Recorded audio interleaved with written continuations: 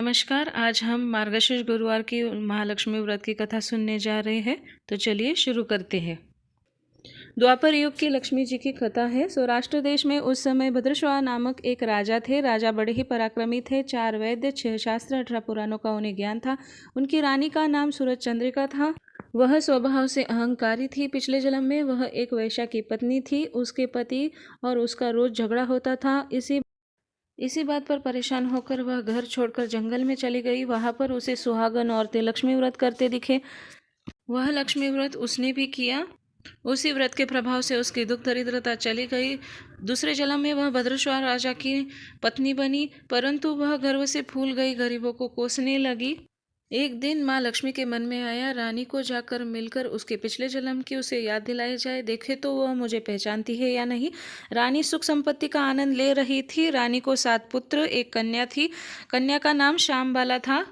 एक दिन माँ लक्ष्मी ने रुद्र स्त्री का रूप धारण कर लिया और लकड़ी हाथ में लेकर द्वार पर खड़ी हो गई और महल में आवाज देने लगी कि कोई अंदर है कि नहीं। उतने में एक दासी बाहर आ गई। दासी ने पूछा, कौन है आप? कौन चाहिए आपको? आपका नाम क्या है? गांव कौन सा है? क्या काम है आपको रानी से? माँ बोली, मेरा नाम कमला है, मैं द्वारका से आई हूँ, तुम्हारी रानी से मिलना है।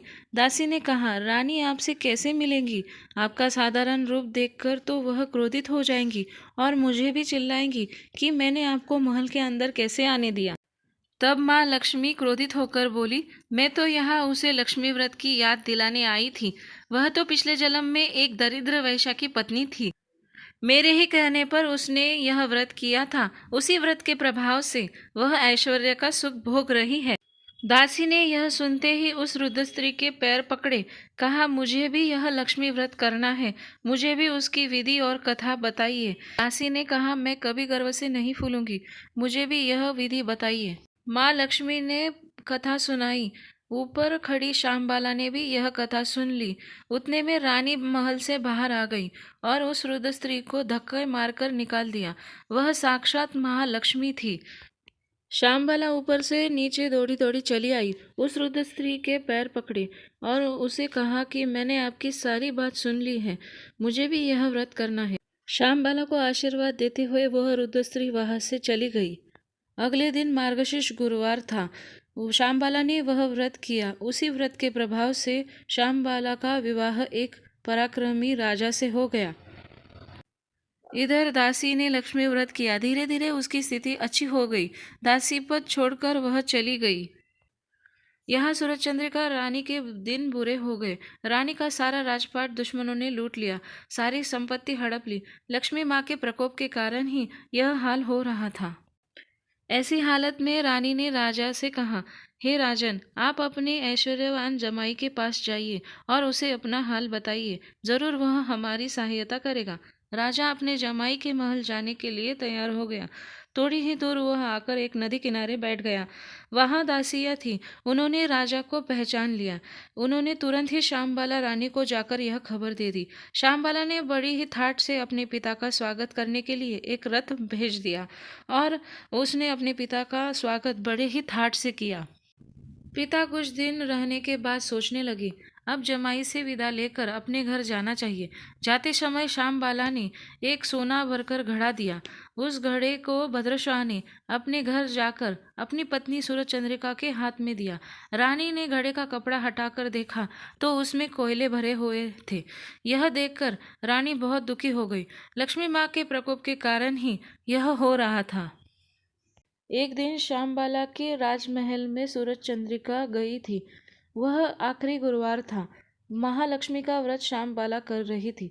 उसने अपने माँ से भी करवा लिया। कुछ दिनों बाद रानी सूरज चंद्रिका अपने महल वापस आ गई। व्रत के प्रभाव के कारण उसका खोया हुआ राजपाट वापस मिल गया। इस प्रकार एक दिन श्यामबाला अपने माता पिता के घर आई तो सूरज चंद्रिका को याद आया।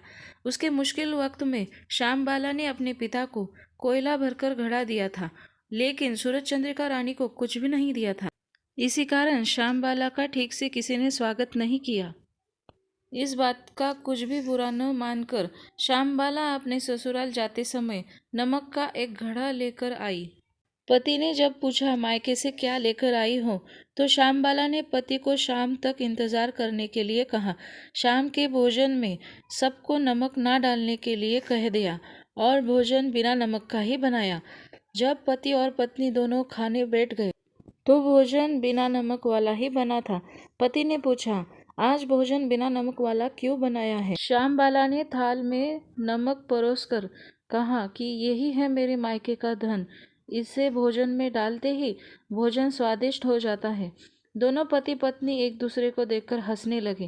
इस प्रकार जो कोई गुरुवार लक्ष्मी व्रत करता है, माँ लक्ष्मी उसकी सारी इच्छाएं पूर्ण करती हैं। यह कथा सुनने मात्र से ही दरिद्रता का नाश होता है। चैनल को लाइक और सब्सक्राइब ज़रूर कीजिएगा ताकि मेरे सारे वीडियोज़ आप तक पहुंच सके। जय महालक्ष्मी।